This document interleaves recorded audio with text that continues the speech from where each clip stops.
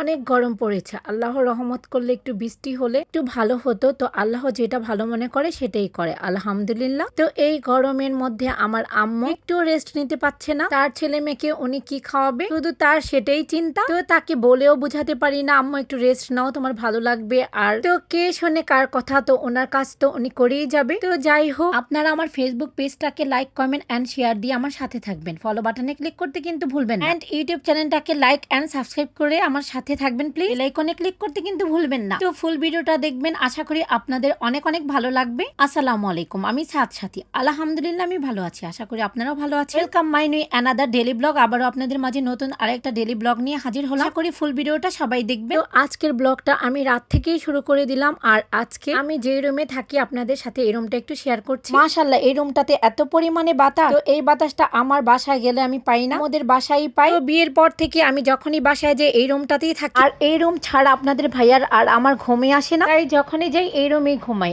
আর এখন সকালের ভিডিওটা, তো আজকে আম্মুকে বলেছি নাস্তা বানানোর কোনো প্রয়োজন নেই, যেহেতু এত গরম আর আমরা কেউ তোমাকে হেল্প করি না, সবাই ঘুমিয়ে থাকি। আর ঘুম থেকে উঠে দেখি তুমি নাস্তা রেডি করে ফেলো, আর যা কষ্ট হয় একমাত্র তোমারই হয়, আমরা তো কোনো কষ্ট করি না। এমনিতে প্রচন্ড গরম পড়েছে, তো এই নাস্তাই করে নিব। রুটি আর গোয়ালিনী দুধ ভরিয়ে দিচ্ছি ছেলেকে, আর আমিও খেয়ে নিচ্ছি। আর হচ্ছে সাথে চা, আর চা তো আমাদের ঘরে অলওয়েজই থাকে, কারণ হচ্ছে আমার আম্মু আমার বোনরা চা খুবই পছন্দ করে, আর আমি এত খাই না, তো মাঝে মধ্যে একটু বাসায় গেলে খাই। তো চাটা খাওয়ার পরে আম্মু আবার আমাদের জন্য চানাচুর ভর্তাটা করে নিয়েছে। এই ভর্তাটা করেছে প্রায় 12টার দিকে। তো আম্মু বলছে চানাচুর ভর্তা করেছি তোমাদের জন্য, তো তোমরা খাও। আর আম্মু চানাচুর ভর্তাটা করেছে, অনেক মজা হয়েছে। আমরা সবাই একসাথে চানাচুর ভর্তাটা খেয়ে নিলাম। এখন আম্মু ভাইয়া আর ভাবিকে আর ছোট বোনকে দিয়ে দিচ্ছে। আমরা সবাই একসাথে খেতে পারিনি, যার যার মতো শেষে। তো যে সাথে ছিল না তাকে আম্মু আবার পিরিচি করে রুমে রুমে যেয়ে পৌঁছে দিচ্ছে। তো মা কাকে বলে, মা আবার সন্তানদের একদম রুমে রুমে যেয়ে পৌঁছে দিচ্ছে যেন সবাই পায়। যাই হোক, যেই কথা সেই কাজ, তো ওনার কাজ উনি করেই যাবে সবসময়, বললেও শুনবে না। যতই গরম আছে আর যে পর্যন্ত সে বেঁচে আছে, আমাদের কাউকে নাকি কিছু করতে হবে না, সেই সব করবে। এই তো দেখুন গরমের মধ্যে সে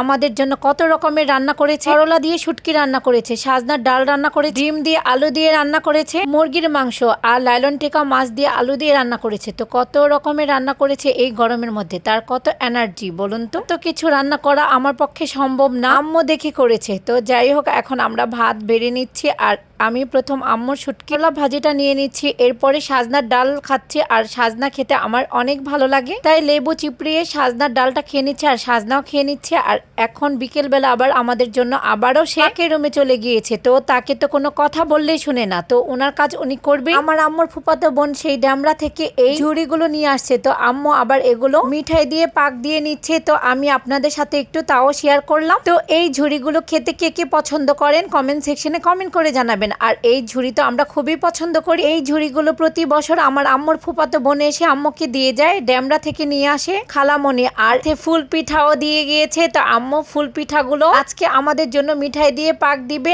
আর প্রথম আমাদের গরম গরম পাক দেওয়া ঝুড়ি দিয়ে গেছে, আর মচমচে খুবই ভালো লেগেছে খেতে। তো এখন আমার ছেলে আবার উপর দিয়ে একটু মিঠাই দিয়ে নিয়েছে, আর ও এমনিতেও মিঠা জিনিস খুবই পছন্দ করে। তো আম্মু আমাদের জন্য এই তো ফুল পিঠাগুলো মিঠাই দিয়ে পাক দিয়ে নিয়েছে। আর আমার এই ফুল পিঠা খুবই ভালো লাগে। তো এই পিঠা তো আমরা তেমন করতে পারি না, তো খালামণি যখনই দিয়ে যায় আমরা এই পিঠাগুলো পাক দিয়ে খাই। তো যাই হোক, আজকের ব্লগটা যদি আপনাদের কাছে ভালো লেগে থাকে তাহলে প্লিজ কমেন্ট সেকশনে কমেন্ট করে জানাবেন। আপনাদের ভালো ভালো কমেন্ট পেলে নতুন ভিডিও নিয়ে হাজির হব। ভালো থাকবেন সবাই, আল্লাহ হাফেজ।